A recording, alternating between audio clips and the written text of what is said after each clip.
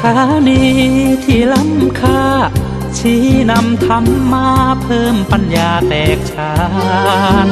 สอบถามธรรมะข้อใดเชิญลองถามไทยเรื่องที่อยากถามมีธรรมสลับกับเพลงเพราะมีธรรมสลับกับเพลงเพราะและดีเจชอละไว้เป็นเพื่อนคุณ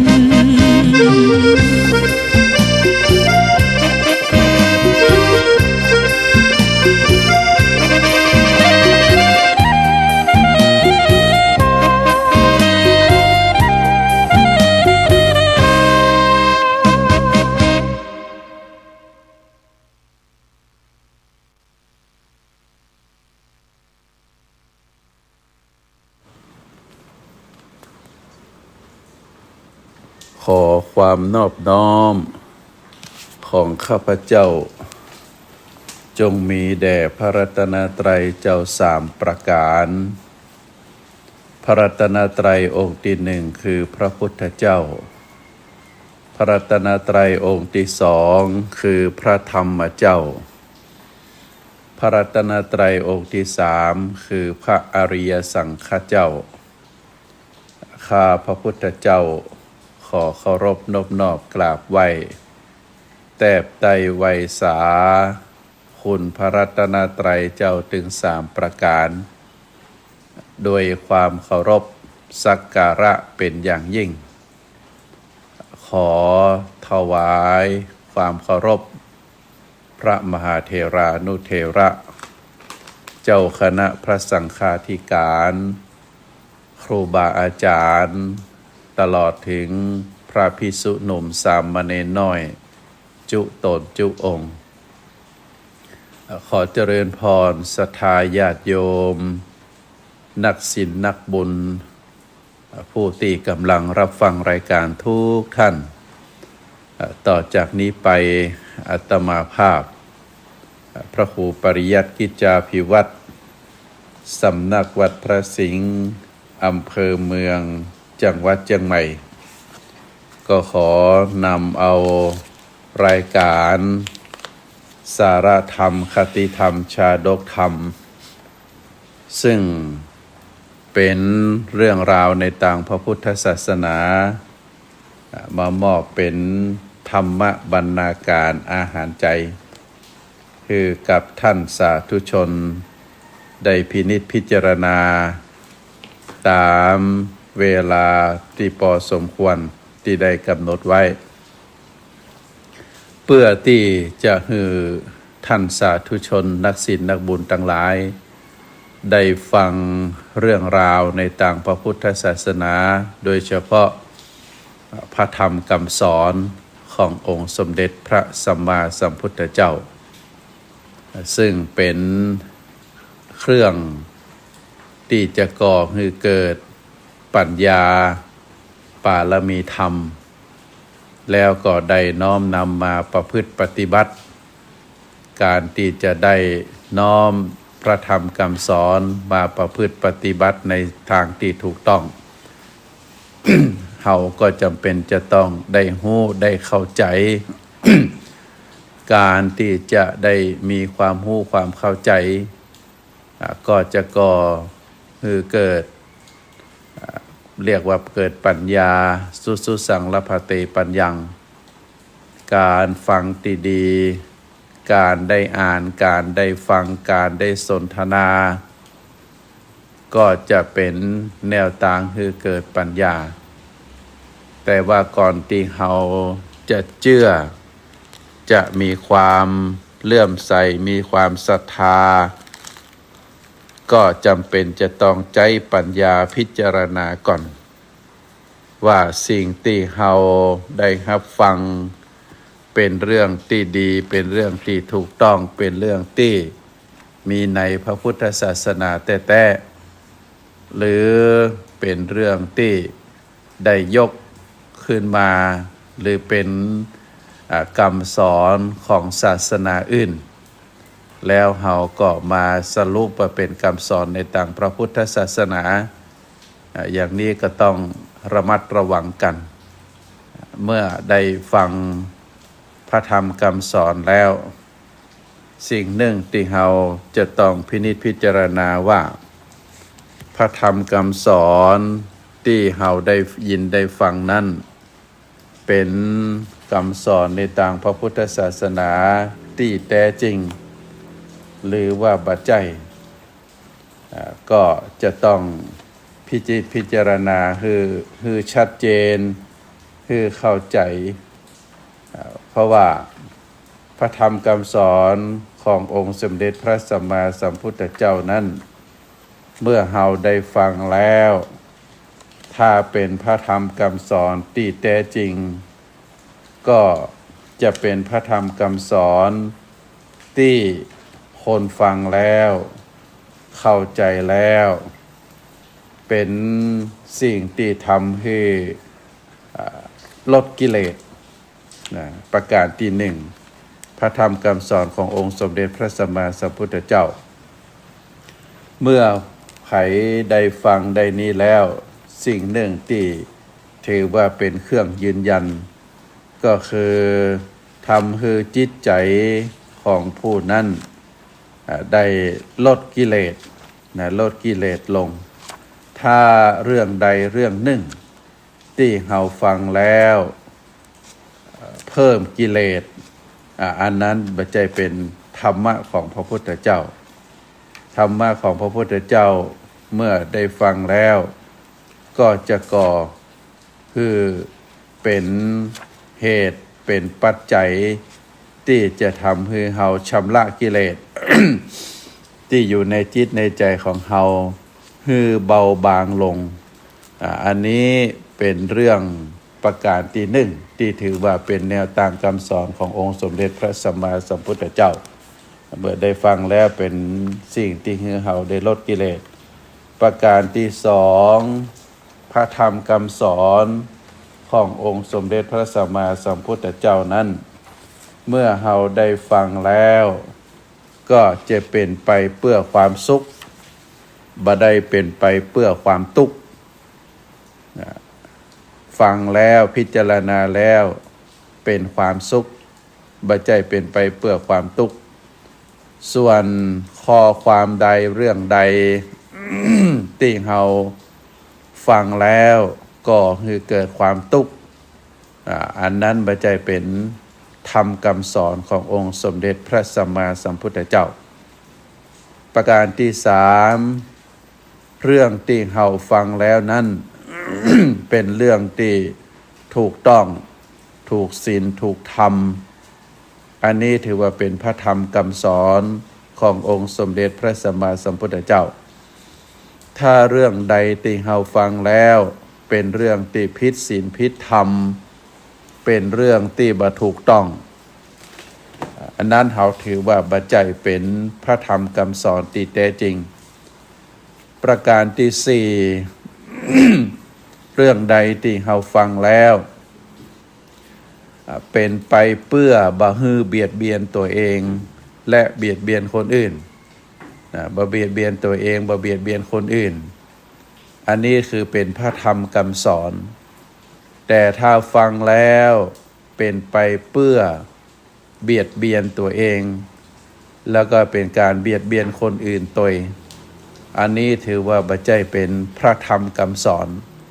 เพราะฉะนั้นท่านสาธุชนทั้งหลายเรื่องราวต่างๆที่เราได้รับรู้เข้ามาตังตาหูจมูกลิ้นกายแล้วก็ใจ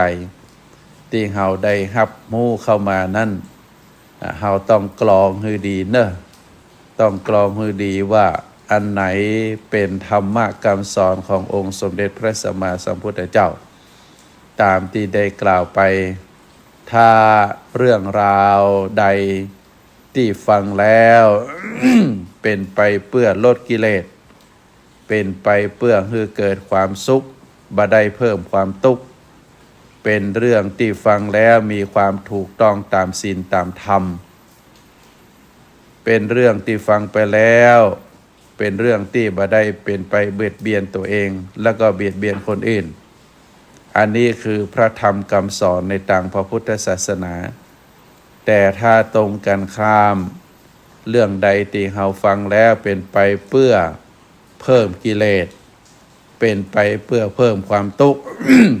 เป็นเรื่องที่บ่ถูกต้องเป็นเรื่องที่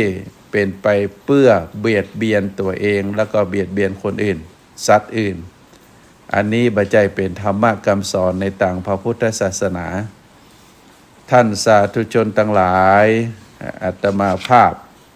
ก็ได้ได้เอ่ยในครั้งที่ผ่านมาศรัทธาญาติโยมที่ท่านใดได้ฟังก็จำเป็นจะต้องทบทวนกันหน่อยก็เรื่องการที่เหตุปัจจัยที่จะทำให้เฮานั้นอายุยืนยาวก็ได้กล่าวโดยว่าสาเหตุที่ทำให้คนเฮามีอายุยืนยาวก็จะต้องอาศัยปัจจัยตั้งภายในและก็ภายนอกหมายถึงตัวตนของเฮาปัจจัยภายนอกก็คือจะต้องอาศัยอาหารการออกกำลังกายที่อยู่สะดวกสบายอยู่ในสิ่งแวดล้อมที่ดีก็อันนี้เป็นสาเหตุที่ทำให้เฮานั่นมีอายุยืนยาวการได้รับประทานอาหารที่ถูกต้องถูกสัดส่วนบัดนักไปในต่างใดต่างหนึ่งแล้วก็การออกกำลังกายการเคลื่อนไหว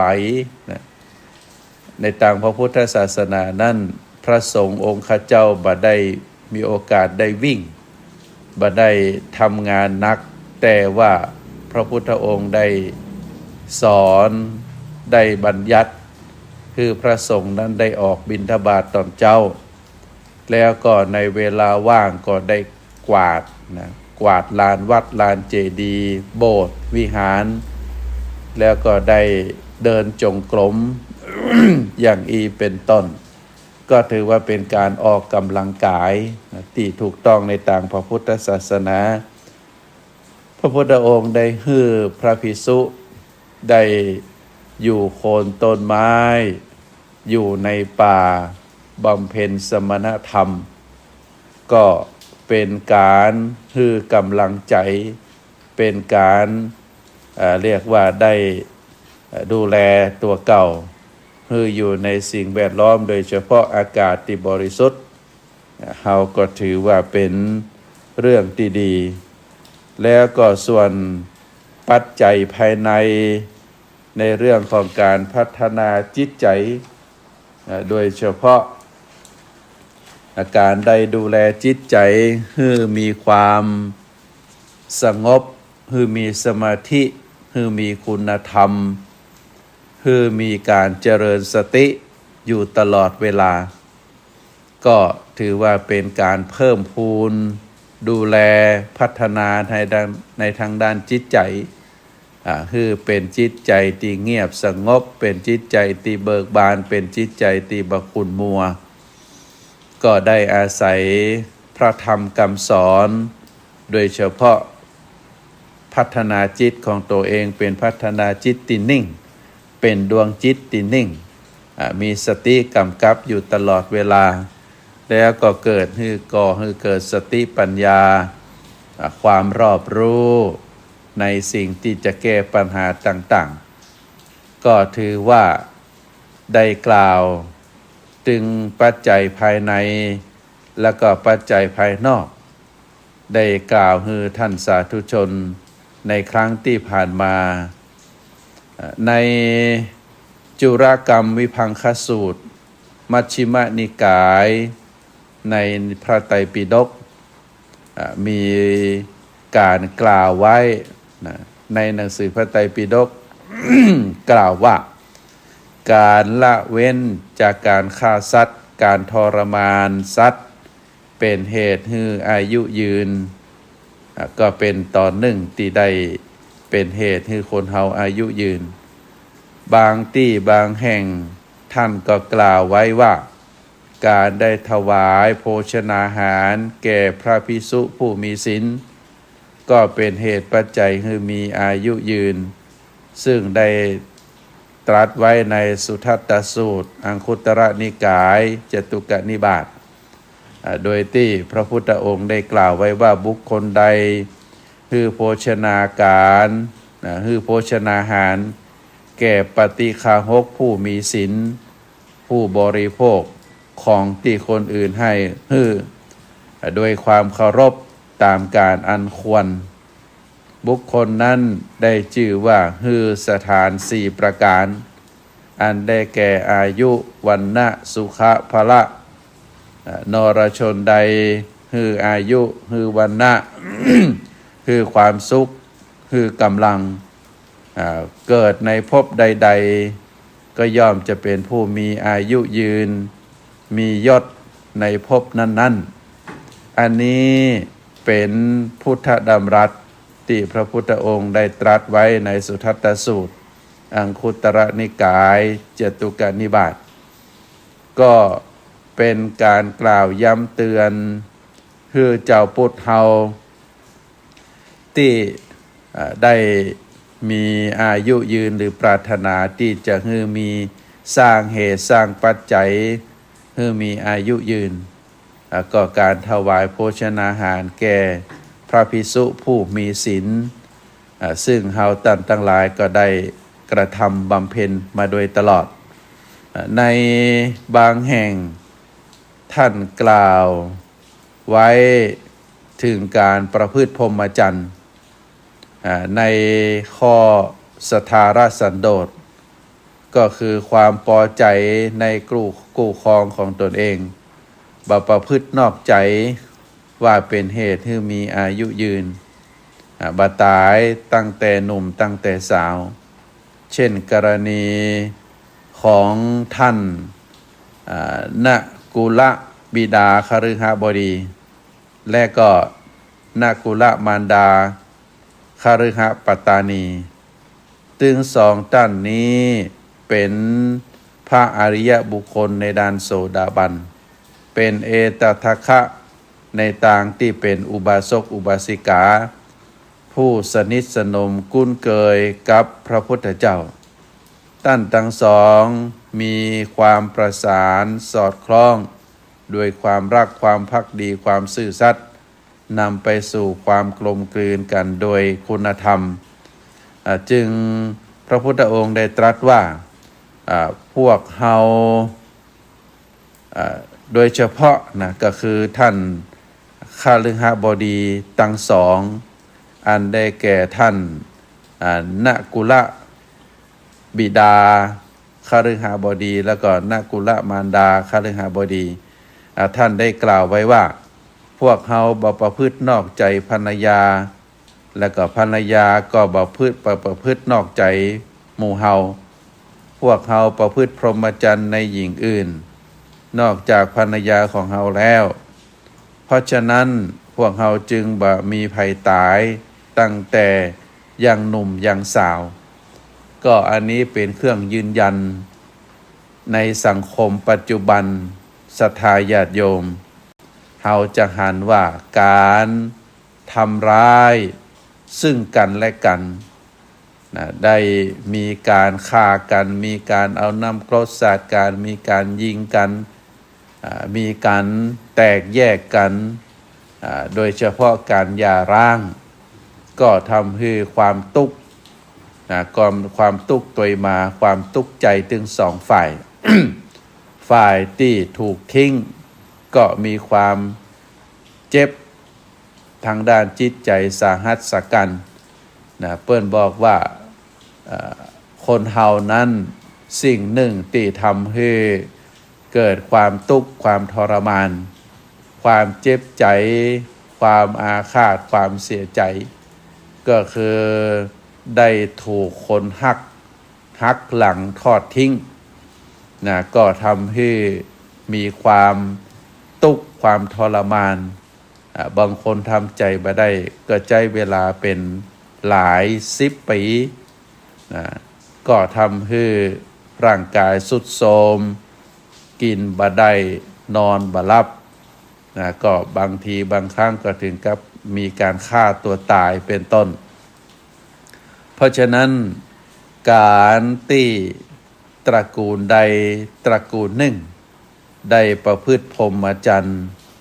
นะประพฤติพรหมจรรย์ก็คือมีความประพฤติที่ยินดีในกู้ผัวตัวเมียของตนเองบ่ประพฤตินอกใจ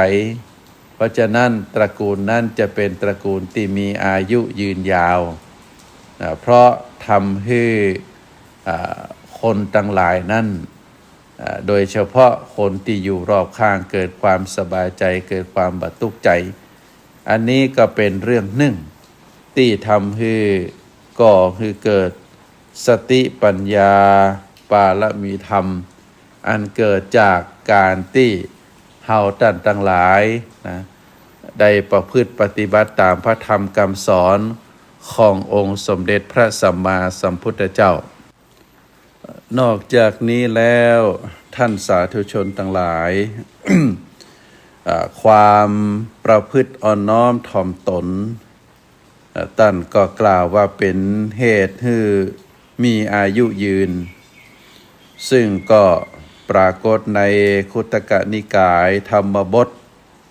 สหัสวรรคในเรื่องของอายุวัฒนกุมาร ได้มีเรื่องกล่าวไว้ว่ามีบุตรของพราหมณ์ผู้หนึ่งได้รับคำทำนายจากพราหมณ์ด้วยกันว่าจะมีอายุอยู่ได้เพียง7 วันบิดาจึงถามวิธีแก้เพื่อให้ลูกนั้นมีอายุยืนพราหมณ์ก็บ่ฮู้วิธีแต่ก็ได้แนะนำไปหาพระพุทธเจ้าว่าเป็นผู้ฮู้พราหมณ์ผู้นั้นก็จึงได้ปากันไปเฝ้าพระพุทธเจ้าพร้อมกับลูกน้อยที่ว่าจะมีอายุบ่ยืนจะตายภายใน7 วัน พระพุทธเจ้าทรงพยากรณ์เช่นเดียวกับพราหมณ์ว่าเด็กผู้นี้จะมีอายุได้แหม7 วันแล้วก็ทรงแนะวิธีแก้โดยให้พราหมณ์สร้างมณฑปไว้ใกล้ประตูเฮือนของตัวเก่าให้ทำตั้งไว้กลางมณฑปแล้วปูอาสนะไว้8 ผืนหรือ16 ตีนะ18 ตีหรือ16 ตีให้นิมนต์พระสงฆ์มาเจริญบทสวดพระปริตรเป็นเวลา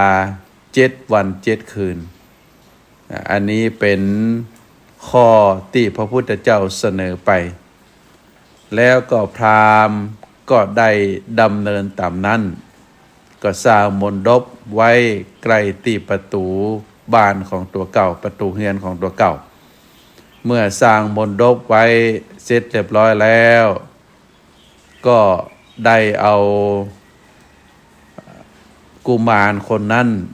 ไปตั้งไว้ตรงกลางมณฑปรอบๆมณฑปนั้นก็ปูอาสนะไว้จำนวน8 ผืนหรือ16 ผืนแล้วก็นิมนต์พระสงฆ์มาสวดพระปริตรเป็นเวลา7 วัน 7 คืนในวันที่1ที่2ที่3ที่4ที่5ที่6 6 วันนี้พระสงฆ์ได้มาสวดเจริญพุทธปริตรแล้วก็ในวันที่7พระพุทธองค์เสด็จมาเอง ทรงสาธยายพระปริตรตลอดคืนตลอดคืนตั้งแต่ค่ำจนถึงยันรุ่งเมื่อเสร็จพิธีแล้วพราหมณ์ก็ทูลถามพระพุทธเจ้าว่าพระโคดมผู้เจริญลูกบ่าวของเกล้ากับผมนั้นจะอยู่ได้เมินเท่าใดพระบรมศาสดาก็ตรัสตอบว่าลูกบ่าวของตัวท่านนั้นจะมีอายุ120 ปีพราหมณ์ซึ่งเป็นสามีและภรรยาก็มีความปราบปลื้มปีติยินดีแล้วก็ตั้งชื่อ ฮือลูกบ่าวของตัวเก่าว่าอายุวัฒนกุมารอายุวัฒนกุมารนั้นก็ได้เจริญเติบโตมาเรื่อยๆต่อมาพระภิกษุทั้งหลายได้สนทนาในโรงธรรมกล่าวถึงในเรื่องอายุวัฒนกุมารในเรื่องนี้ก็ได้ขอกราบทูลพระพุทธองค์ได้มาสาธยายมาเล่ามาแก้ไขให้ฟังว่าเป็นจะใดละอ่อนที่อายุจะตายไปมีเพียงอายุแค่7 วันจะตายภายใน7 วันแล้วเหตุใดกุมารหรือเด็กคนนั้นละอ่อนคนนั้นจึงได้เป็นผู้มีอายุยืนยาวถึง100 ปีพระพุทธองค์ได้ตรัสกล่าวให้พระภิกษุทั้งหลายได้กล่าวว่าภิกษุทั้งหลายอายุเจริญอย่างเดียวแต่นั้นก็หาไม่ก็สัตว์เหล่านี้วัยผู้มีพระคุณย่อมเจริญด้วยเหตุ4 ประการพ้นจากอันตรายดำรงอยู่ตลอดอายุจึงได้ตรัสคาถาว่าทำ4 ประการคืออายุวันนะสุขภละย่อมเจริญแก่ผู้กราบไหว้เป็นปกติผู้ประพฤติอ่อนน้อมต่อผู้เจริญเป็นนิจสรุปความตรงนี้ก็คือเรื่องของบุญกิริยาวัตถุการฮือตานการรักษาศีลการเจริญจิตภาวนาการอ่อนน้อมถ่อมตนกราบไหว้ผู้ใหญ่ในตระกูลเสมอก็เป็นเหตุให้บุคคลคนนั้นมีอายุยืนยาวเพราะฉะนั้นเฮาก็จะหันว่าการที่บุคคลคนหนึ่งมีอายุยืนยาวก็มีสาเหตุหลายสิ่งหลายประการก็ได้กล่าวมาโดยตลอดก็หวังว่าข้อความที่ได้นำมาอัญเชิญมากล่าวมาแจ้งให้ศรัทธาผู้นักศีลนักบุญทั้งหลายได้ฟังในวันนี้ก็คงจะพอที่จะเข้าใจว่าเฮาจะทำตัวทำตนจะได้ให้เฮามีอายุยืนยาวซึ่งชีวิตเฮาเป็นชีวิตหนึ่งเฮาก็ควรจะดูแลรักษาให้มีอายุยืนยาวต่อไปก็เป็นเรื่องที่น่าคิดในศรัทธาญาติโยมท่านสาธุชนทั้งหลายการที่มีข้อความเนื้อหาได้กล่าวถึงการสวดพระปริตรแล้วช่วยให้พ้นจากความตายได้นั้นคนโบราณเปิ้นก็มีความสงสัยเหมือนกันเนอะซึ่งในเรื่องนี้ในคัมภีร์มิลินทปัญหาพญามิลินก็ได้ถามพระนาคเษนซึ่งเป็นคำถามที่ปรากฏในเมนดกะปัญหาวรรคที่2ปัญหาที่4มัจจุปาสะมุติกะปัญหา พญามิลินได้ตรัสถามพระเจ้าได้ตรัสถามพระนาคเษนว่าดูก่อนนาคเษนกรรมที่ว่าพระพุทธเจ้าตรัสว่าพระปริตรอันบุคคลสาธยายอยู่ย่อมป้องกันความตายได้นั้นมีแต่ก่อพระนาคเษนได้ทูลตอบว่าขอถวายพระพรมีจริงถ้าจะนั้นจะบ่ได้แย้งกับพุทธดำรัสที่ว่าบุคคลจะอยู่ในที่ใดๆก็ตามย่อมหนีความตายไปบ่พ้นกาพระเจ้าพญามิลินได้ตรัสถามพระนาคเษนก็ได้กล่าวตอบว่าขอถวายพระพรข้อความนั้นบ่แย้ง ที่พระพุทธองค์ได้ตรัสว่าการสวดพระปริตรย่อมป้องกันความตายได้นั่นพระพุทธองค์ทรงมุ่งหมายเอาเฉพาะผู้ที่พอจะต่ออายุฮือยั่งยืนต่อไปได้ บ่ได้หมายความว่าจะเป็นอุบายหนีความตายให้พ้นไปตลอดก็บ่ใจเพราะคนที่ถึงวาระที่จะต้องตายแล้วย่อมบ่มีไอ้หยังมาป้องกันได้แม้จะหนีไปอยู่ในอากาศหรือในมหาสมุทรหรือในซอกห้วยซอกเขาก็หนีความตายไปบ่พ้น พญามิลินก็ตัดถามต่อไปว่าลองเปรียบเทียบให้ฟังล้อความหมายตรงนี้หมายถึงเป็นลักษณะแบบใดพระนาคเษนตอบว่าขอถวายพระพรคนที่ถึงวาระจะต้องตายเหมือนต้นไม้แก่แม้จะมีคนเอาน้ำไปรดก็บักกลับฟื้นขึ้นมาได้ส่วนคนที่ปอจะต่ออายุฮือยั่งยืนสืบต่อไปได้โดยอำนาจของการสวดพระปริตรเหมือนกับต้นไม้ที่เฉาเพราะดินแห้งเมื่อมีคนเอาน้ำไปรดต้นไม้นั้นย่อมจะกลับฟื้นขึ้นมาแหมอันนี้เป็นข้อเปรียบเทียบพญามิลินก็ได้กล่าวว่าดูก่อนพระนาคเษนการสวดพระปริตรจะต่ออายุคนใดจะใดพระนาคเษนกล่าวว่าการสวดพระปริตรเป็นเหมือนกับยาหอมสำหรับชโลมหัวใจผู้ที่เจ็บป่วยให้ชุ่มชื่นขึ้นเป็นต้นว่าสวดทชักขปริตรถ้าผู้เจ็บป่วยส่งใจไปตามกระแสพระปริตรย่อมนึกถึงข้อความเหตุผลแห่งพระคุณของพระพุทธเจ้าพระธรรมเจ้าพระสังฆเจ้าในบทนั้นๆที่สุดแม้แต่บทเดียวได้ใจก็จะบ่ไปเกาะเกี่ยวอยู่กับการป่วย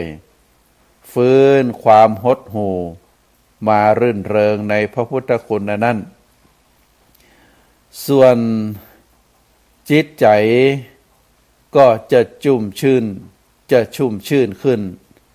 ด้วยกำลังได้กำลังขึ้นจิตใจก็จะชุ่มชื่นขึ้นได้กำลังขึ้นเมื่อมีกำลังใจประคองร่างกายอยู่กำลังกายก็ตั้งขึ้นได้ขอถวายพระพรถ้ากำลังใจต่อสู้โรคได้แล้ว ก็เป็นอันว่าหนีความตายไปได้พ้นข่าวหนึ่งแต่ถ้าบ่มีกำลังพอที่จะสู้โลกได้แล้วก็ย่อมหนีความตายไปบ่พ้นแม้ถึงเช่นนั้นการสวดพระปริตรก็ยังชื่อว่าบ่ได้ผลเพราะผู้ตายเรียกว่าผู้ตายโดยอาการชุ่มชื่นเช่นนี้ย่อมหวังสุคติได้อันนี้เป็นคำตอบที่พระนาคเษนได้กล่าวตอบพญามิลินซึ่งพญามิลินก็กล่าวสรุปว่าการสวดพระปริตรนั้นสามารถต่ออายุคนได้แต่เป็นต่ออายุในบุคคลที่สามารถฟื้นฟูกำลังใจได้แต่ว่าถ้าหากว่าบุคคลนั้นบ่สามารถที่จะฟื้นฟูจิตใจบ่สามารถที่จะหนีความตายพ้นได้แต่ว่าพระปริตรตัวนั้นก็บ่ใจว่าบ่ไร้ผลมีผลเพราะผู้ตายนั้นมีอาการชุ่มชื่นแล้วก็เมื่อจิตใจชุ่มชื่นจากการฟังพระปริตรย่อมหวังสุขติได้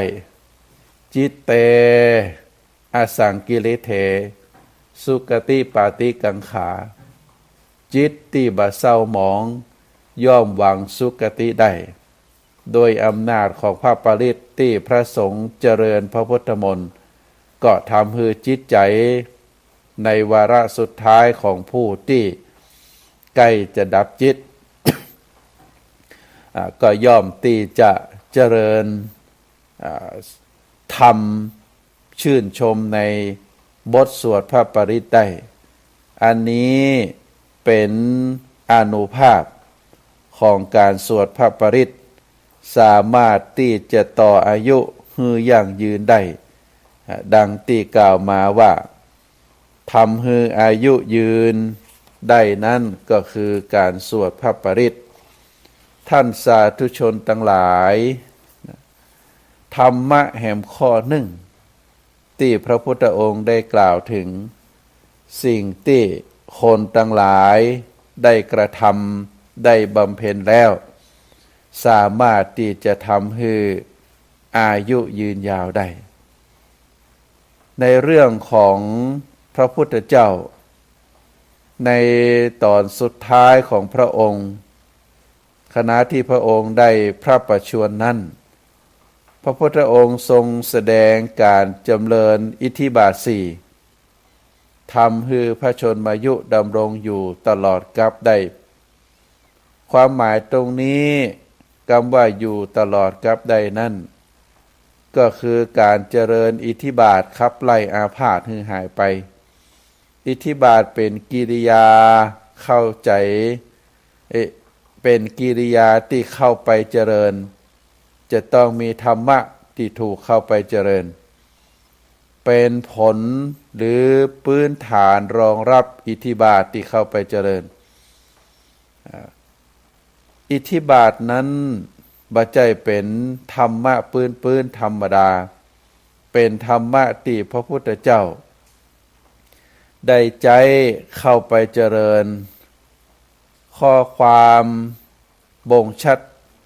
ที่ปรากฏอยู่ในมหาปรินิพพานสูตรข้อความตรงนั้นได้กล่าวว่าพระพุทธเจ้าของเฮาท่านทั้งหลายทรงเจริญเจโตสมาธิอันหานิมิตบ่ได้เรียกว่าอนิมิตตเจโตสมาธิอนิมิตตเจโตสมาธิเป็นสมาธิที่ใจบ่ไปใฝ่หรือกำหนดในสิ่งใดๆทั้งสิ้นเป็นสมาธิที่แน่วแน่ในเวลาที่พระพุทธองค์ทรงใจอิทธิบาทอนิมิตเตโชสมาธิร่างกายของพระตถาคตก็จะมีความรู้สึกผาสุกเหลือเกินในตรงนี้มีความหมายในยะว่าในขณะที่พระพุทธองค์ทรงใจอิทธิบาทเจริญอนิมิตตเจโตสมาธิปรากฏว่าร่างกายของพระตถาคตนั้นมีความผาสุกผาสุกอย่างยิ่งยวดที่พระพุทธองค์ได้ทรงหายจากอาพาธได้นั้นก็จะเป็นเหตุให้พระชนมายุเจริญต่อไปได้เพราะอานุภาพแห่งอนิมิตตเจโตสมาธิพระพุทธองค์ได้ใจอิทธิบาทสี่ให้เป็นไปในอนิมิตตเจโตสมาธิอยู่เนืองๆกระทำให้นักกระทำให้เกยชิน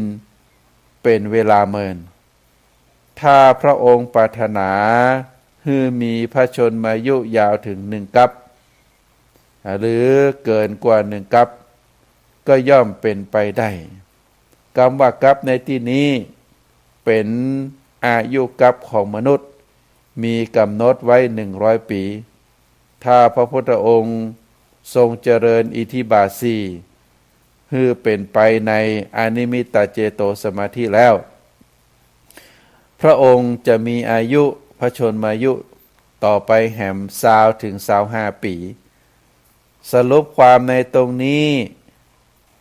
ก็มีความหมายในยะว่า ความหมายของอิทธิบาทสี่รวมความแล้วซึ่งหมายถึงธรรมะอันผู้ใดผู้หนึ่งได้เจริญทำให้มีนักทำให้เป็นดุจยานทำให้เป็นตีตั้งให้ตั้งมั่นสั่งสมปรารถนาปรารภแห่งความดีผู้นั้นก็จะมุ่งหวังเมื่อผู้นั้นมุ่งหวังก็จะดำรงอยู่ตลอดไปในตลอดกับหรือเกินกว่ากับความสำคัญของอิทธิบาทสี่ความสำคัญของอิทธิบาทก็คือเป็นเรื่องของการเจริญใจรักธรรมอิทธิบาทสี่ใคร่ครวญประพฤติปฏิบัติ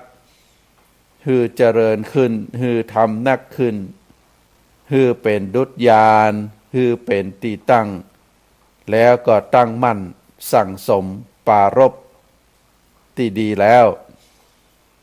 ความมุ่งหวังก็จะสำเร็จเพราะฉะนั้นอิทธิบาทสี่นี้เปิดห้องว่าเป็นบทธรรมเป็นบทธรรมที่แก้กรรมเป็นบทธรรมที่ทำให้อายุยืนยาวนักขึ้นแต่ว่าบัจจัยเพียงแค่สวดแต่จะต้องกระทำกระทำปฏิบัติตามธรรมะข้อนี้ก็จะทำให้ประสบผลสำเร็จทุกสิ่งทุกอย่างบอกว่าจะเป็นเรื่องคุณธรรมบอกว่าจะเป็นเรื่องของสิ่งที่ตนเองประสงค์ให้สำเร็จในสิ่งใดสิ่งหนึ่งทำให้สมบูรณ์ได้เพราะฉะนั้นเมื่อมีอิทธิบาทสี่บอกว่าจะทำสิ่งใดก็จะประสบผลสำเร็จเป็นธรรมะที่เกื้อหนุนหลักธรรมต่างๆเช่นการทำงานการศึกษาการปฏิบัติสมาธิเป็นต้น ธรรมะสี่อย่างนี้ย่อมอาศัยความต่อเนื่องกันก็ซึ่งก็เป็นความต่อเนื่องแต่ละอย่างซึ่งมีหน้าที่เฉพาะของตนหลวงพ่อพุทธทาสพระธรรมโกษาจารย์หลวงพ่อได้กล่าวถึงความสำคัญของอิทธิบาทสี่เป็นธรรมะที่ทำให้ประสบผลสำเร็จอิทธิบาทเป็นฐานเรียกว่าเป็นรากฐานแห่งความสำเร็จบาทตัวนี้แปลว่าฐานแปลว่าเชิงรองหรือเป็นเท้าเป็นตีนก็เรียกว่าได้เพราะเป็นเชิงรองรับร่างกายอิทธินั้นเป็นภาษาบาลีนะเป็นภาษาถ้าเป็นภาษาไทยก็มาจากสันสกฤตที่เฮาใจคำว่าฤทธิ์ฤทธิ์ตัวนี้แปลว่าความสำเร็จหรือเครื่องฮือเกิดความสำเร็จเพราะฉะนั้นท่านสาธุชนทั้งหลายการทำงานจะฮือประสบผลสำเร็จตามแนวทางพระพุทธศาสนา พระพุทธองค์ได้ทรงแนะฮือปฏิบัติตามหลักอิทธิบาทสี่แปลว่าหลักฐานหลักพื้นฐานแห่งความสำเร็จหรือทางสู่ความสำเร็จมีองค์สี่อันได้แก่ฉันทะคือมีใจฮักทำงานด้วยใจฮักเรียกว่าฮักงานอันที่สองข้อที่สองก็คือวิริยะแปลว่าความภาคเพียรความภาคเพียรทำขยันทำขยันก็ปฏิบัติการของความฮักในการงาน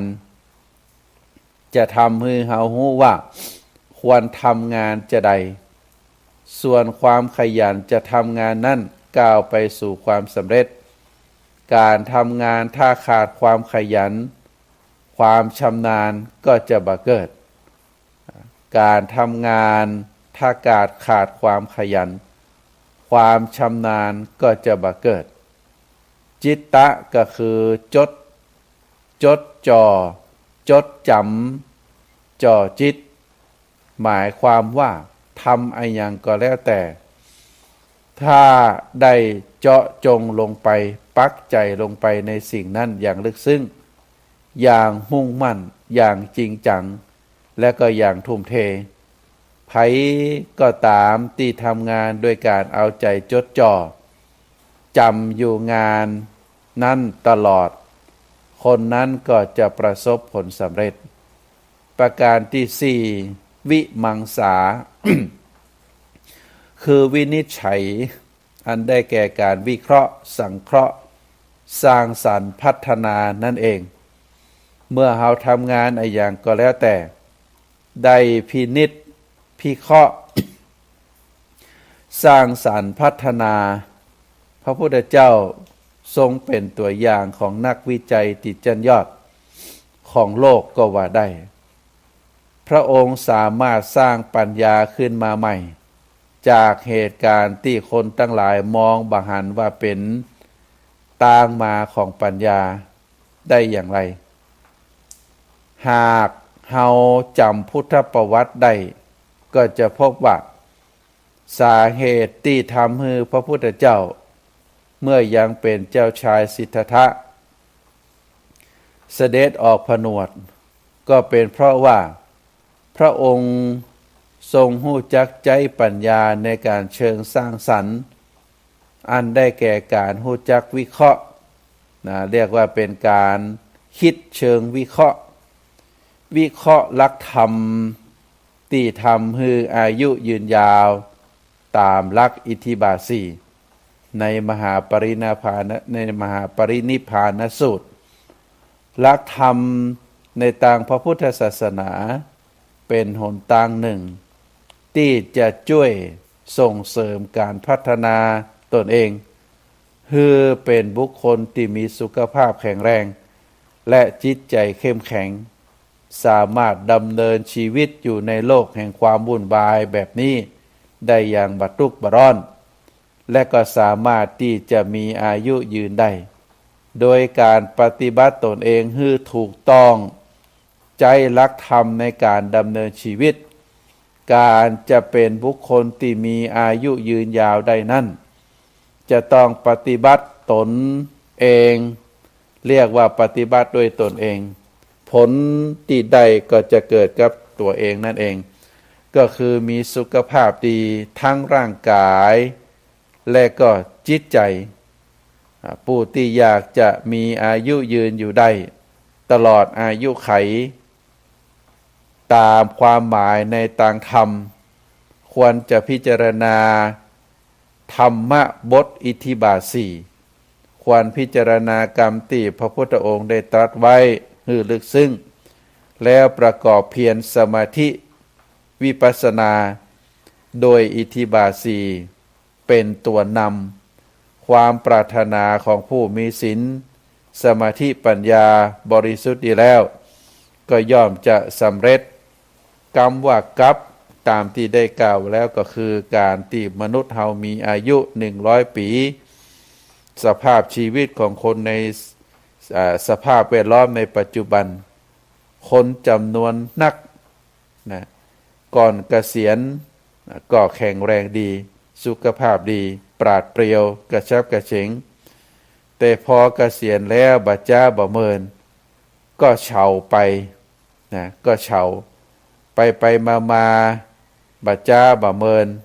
ก็หมดอายุก็คือสิ้นอายุลองพิจารณาบางคนที่เป็นคนขี้โลกน่าจะย่ำแย่อายุสั้นแต่กลับอยู่ได้เมินเจ็บหายก็ถือว่าเป็นกลไกสำคัญในเรื่องของอิทธิบาทสี่ที่จะฮือมีอายุยืนยาวก็เพราะว่าอิทธิบาทสี่นั้นเริ่มต้นโดยฉันทะ นะก็คือมีสิ่งดีสิ่งงามที่อยู่ในใจใฝ่ฮักต้องการจะกระทำถ้าใครอยากมีอายุยืนต้องมีจิตใจผูกอยู่ด้วยการกระทำอะไรอย่างสักอย่างหนึ่งเรียกว่าเป็น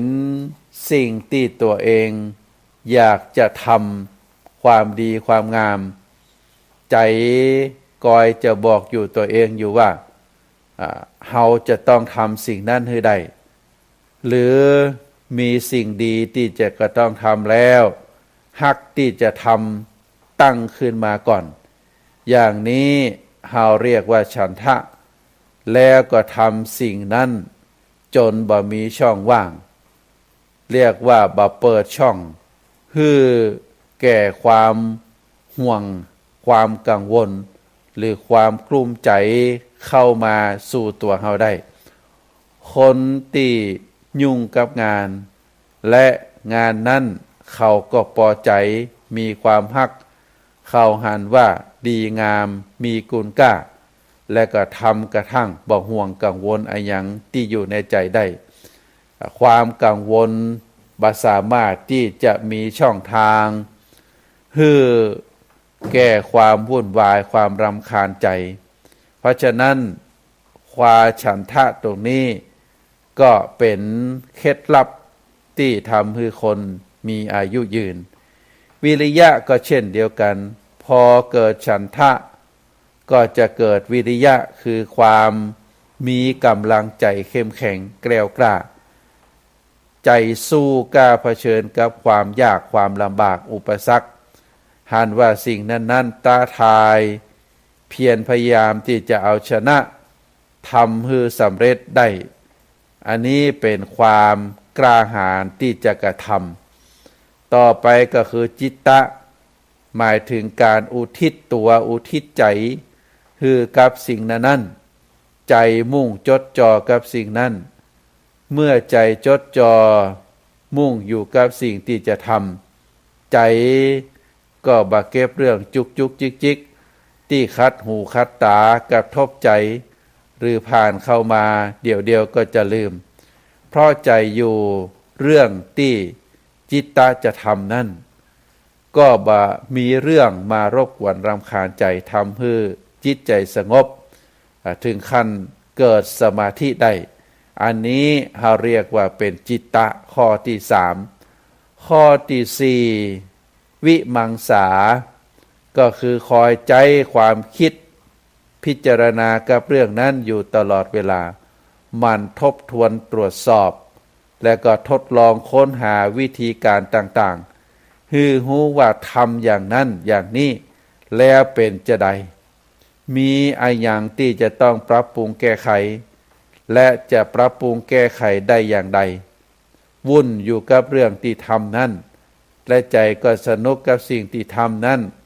ความร่ำเริงเรียกว่าความล่าเริงเบิกบานแจ่มใสเพราะฉะนั้นพระพุทธองค์จึงได้ตรัสว่าอิทธิบาทสี่นี้เป็นตัวอายุผู้ปรารถนาอายุบ่ต้องพอใจบ่ต้องไปเรียกว่าบ่ต้องไปอ้อนวอนบ่ต้องไปขอบ่ต้องไปทำสิ่งใดสิ่งหนึ่งก็สำเร็จที่แท้จริงได้ถ้าหากว่าเฮาได้ประพฤติปฏิบัติในข้อที่ใจรักธรรมอิทธิบาทสี่และข้อปฏิบัติตามอิทธิบาทสี่นั้นเป็นเคล็ดลับที่จะทำให้อายุยืนพระพุทธองค์ได้สอนไว้แล้วถ้าใครต้องการที่จะมีอายุยืนก็ตั้งฉันทะขึ้นมาจนครบอิทธิบาทสี่ข้อตามที่ว่ามากุณกล้าที่เกิดจากลักธรรมอิทธิบาทสี่นี้